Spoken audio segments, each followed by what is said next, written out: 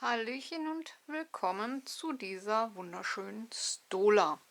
Für diese Stola werde ich mit einem vierfädigen Farbverlaufsbobbel häkeln und einer Vierer-Nadel. Alle Angaben zur Wolle, Nadelstärke und später zum Verbrauch und Größe der Stola findet ihr wie immer unter dem Video in der Infobox. Und ich werde meine Stola beginnen, indem ich 300 Maschen häkel, denn die Maschenanzahl für dieses Muster sollte teilbar durch 6 sein.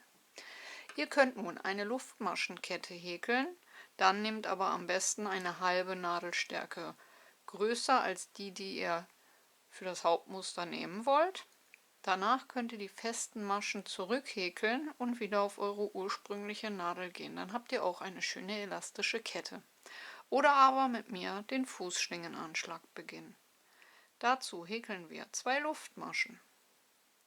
Danach gehe ich in die untere einzelne Schlaufe hinein, hole den Faden durch, ziehe beide Schlaufen auf gleiche Höhe, häkel erst eine Schlaufe ab, das ist der Boden, auf dem die Masche steht, und dann durch 2 für eine feste Masche.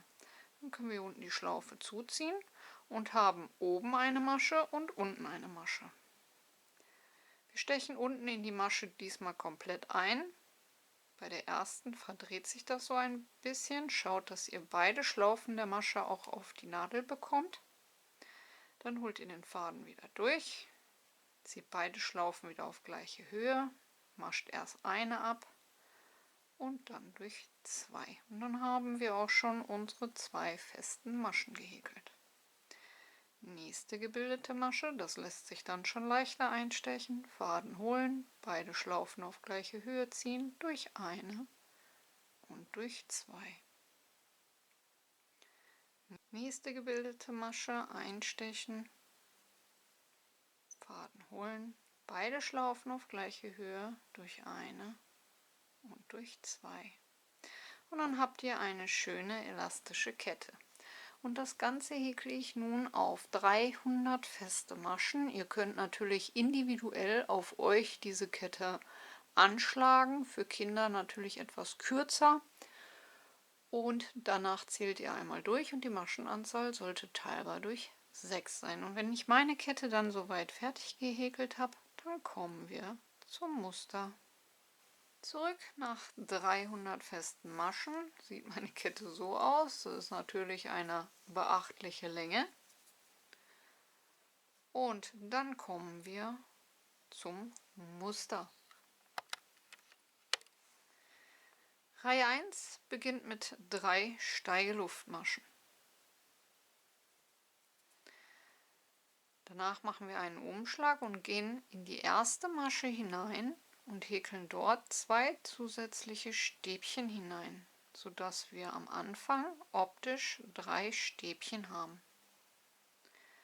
Anfänger können sich nun in der zweiten Masche von unten angezählt den Marker setzen, um zu wissen, dass ihr dort auf der Rückreihe dann einstechen müsst für die letzte Masche. Als nächstes machen wir einen Umschlag und nehmen uns die nächsten 5 Maschen und stechen dort immer ein und häkeln ein halbes Stäbchen ab. Faden holen durch 2 Schlaufen. Umschlag, zweite Masche, Faden holen durch 2 Schlaufen. Umschlag, dritte Masche, Faden holen durch 2 Schlaufen. Umschlag, vierte Masche, Faden holen durch 2 Schlaufen und Umschlag, fünfte und letzte Masche, Faden holen durch 2 Schlaufen abhäkeln. Dann haben wir 5 halb abgehäkelte Stäbchen und 6 Schlaufen auf der Nadel und häkeln diese gemeinsam ab und haben somit 5 gemeinsam abgemaschte Stäbchen. Danach darauf achten, welche Masche belegt ist, Umschlag, und gehen in die nächste freie Masche hinein und häkeln dort 5 Stäbchen hinein. Dabei darauf achten, dass ihr die erste Masche hier nicht so groß zieht. Und häkelt dann in diese eine Masche 5 Stäbchen.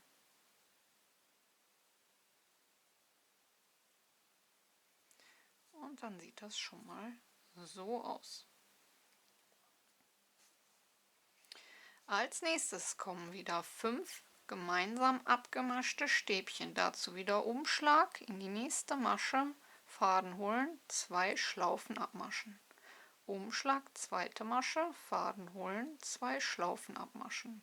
Umschlag, dritte Masche, Faden holen, 2 Schlaufen abmaschen. Umschlag, vierte Masche, Faden holen, 2 Schlaufen und Umschlag, fünfte und letzte Masche, Faden holen, 2 Schlaufen abhäkeln. 5 halbe Stäbchen und 6 Schlaufen auf der Nadel und diese dann gemeinsam abmaschen. Dann wieder die nächste freie Masche nehmen, darauf achten, welche hier belegt ist, da sich das zur Seite wegzieht. Umschlag und das erste Stäbchen so abhäkeln, dass ihr die Masche nicht so groß zieht. Diese Masche sollte nicht so groß sein. Und in diese eine Masche 5 Stäbchen insgesamt häkeln.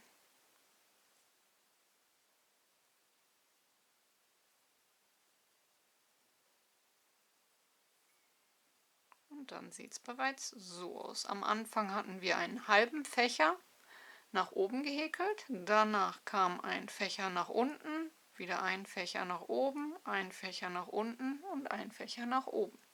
Als nächstes kommt wieder der Fächer nach unten, indem wir 5 gemeinsam abgemaschte Stäbchen häkeln. Umschlag erste Masche, zur Hälfte abhäkeln. Umschlag zweite Masche, zur Hälfte abhäkeln. Umschlag dritte Masche, zur Hälfte abhäkeln. Umschlag vierte Masche, zur Hälfte abhäkeln. Und Umschlag fünfte und letzte Masche, zur Hälfte abhäkeln. 6 Schlaufen auf der Nadel und diese wieder gemeinsam. Danach wieder der Fächer nach oben und dabei darauf achten, dass das erste Stäbchen schön eng abgehäkelt wird, dass sich diese Masche hier oben nicht zu weit auseinanderzieht. Und in diese eine Masche wieder insgesamt 5 Stäbchen häkeln.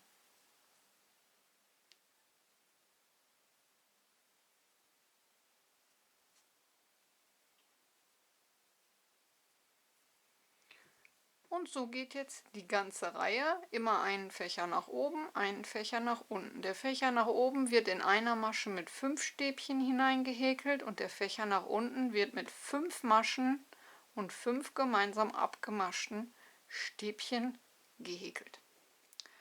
Und so häkeln wir jetzt die restliche Reihe bis zum Ende durch. Immer einen Fächer nach oben und einen Fächer nach unten.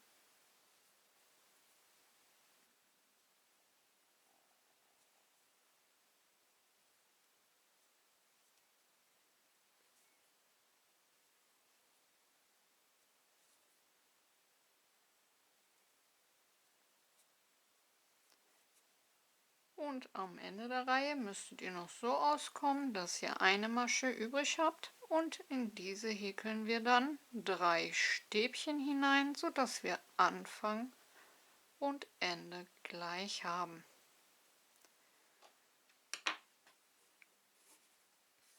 So, und das war dann Reihe 1. Kommen wir zu Reihe 2. Reihe 2 ist recht einfach und besteht nur aus Stäbchen. Diese allerdings häkeln wir immer in der hinteren Schlaufe einer Masche. Hierbei ist wichtig, dass ihr nicht direkt hier in diese erste Masche einstecht, denn diese gehört zu den Steigeluftmaschen. Steigeluftmaschen bleiben somit über Steigeluftmaschen.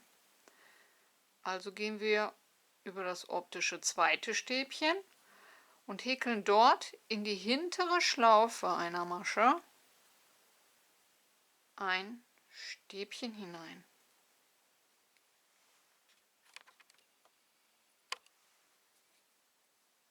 Also hier bleiben die Steigeluftmaschen über die Steigeluftmaschen. Wir gehen in das optische zweite Stäbchen und nehmen davon die hintere Schlaufe.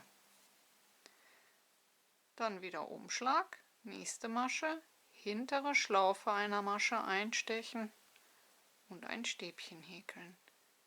Nächstes Stäbchen, die hintere Schlaufe der Masche Und so häkeln wir die ganze Reihe, jede Masche ab, immer in der hinteren Schlaufe ein Stäbchen.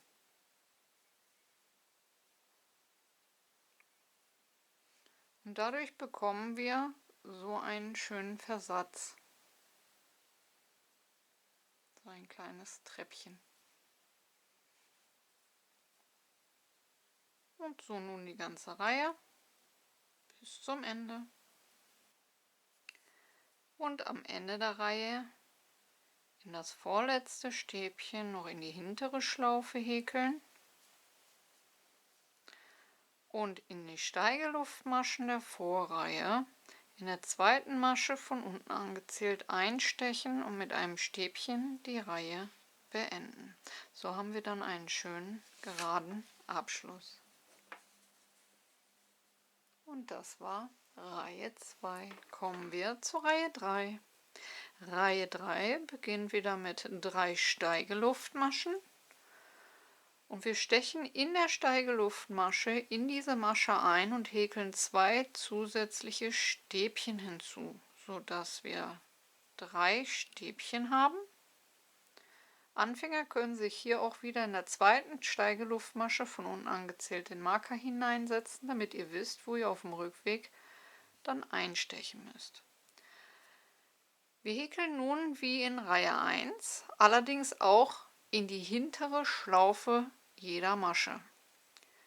Da dies der halbe Fächer nach oben ist, brauchen wir nun den Fächer nach unten mit 5 gemeinsam abgemaschten Stäbchen. Wir beginnen ab dem zweiten optischen Stäbchen in der hinteren Schlaufe mit einem Umschlag und häkeln ab dort 5 gemeinsam abgemaschte Stäbchen in die nächsten 5 Maschen hinein.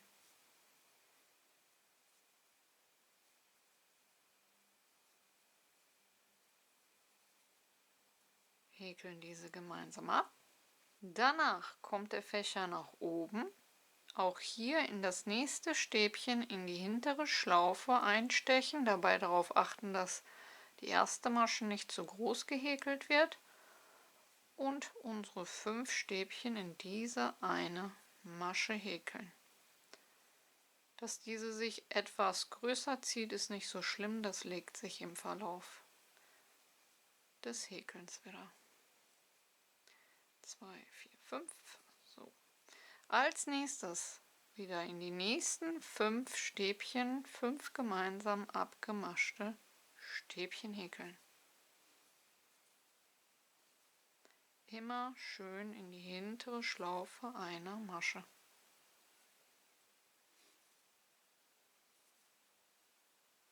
Alle gemeinsam. Und danach wieder den Fächer nach oben, auch in der hinteren Schlaufe der Masche. Die erste Masche schön klein lassen und 4 zusätzliche Stäbchen, sodass wir hier auch wieder einen Fächer aus 5 Stäbchen haben. Und indem wir so häkeln, haben wir auch hier wieder diesen schönen Vorsprung. Und dieser entsteht dann sowohl auf der einen Seite als auch auf der anderen Seite. Und so nun bis zum Ende. Und am Ende der Reihe in der zweiten Steigeluftmasche von unten angezählt 3 Stäbchen in die letzte Masche häkeln. Und somit haben wir Anfang und Ende gleich und einen schönen geraden Abschluss. Und das war Reihe 3. Kommen wir zur Reihe 4. Reihe 4 beginnt wie Reihe 2 mit 3 Steigeluftmaschen. Und auch hier wieder Steigeluftmaschen, bleiben über Steigeluftmaschen. Wir beginnen im zweiten Stäbchen in der hinteren Schlaufe der Masche und häkeln dort unser erstes Stäbchen hinein, sodass wir optisch 2 Stäbchen haben, Steigeluftmaschen über Steigeluftmaschen, zweites Stäbchen über zweites Stäbchen. Und ab hier wird die ganze Reihe wieder in der hinteren Schlaufe mit nur Stäbchen gehäkelt.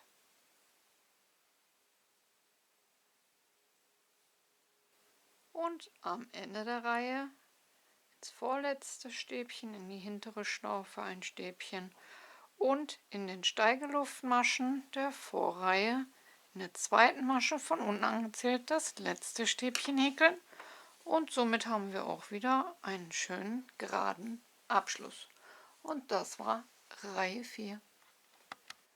Und ab hier häkeln wir nun Reihe für Reihe so weit, wie wir unsere Stola breit haben möchten oder den Schal, je nachdem, was ihr gerade häkelt.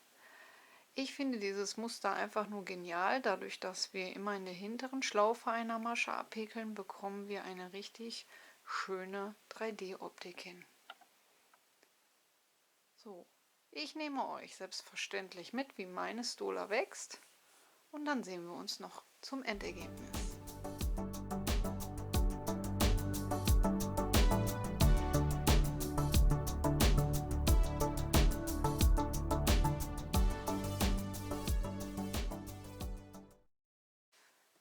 Zurück, ihr Lieben. Nach 30 Reihen sieht meine Stola vom Farbverlauf her so aus. Ich bin normalerweise kein Grüntyp, aber in diesem Farbverlauf finde ich selbst das Grün sehr, sehr schön.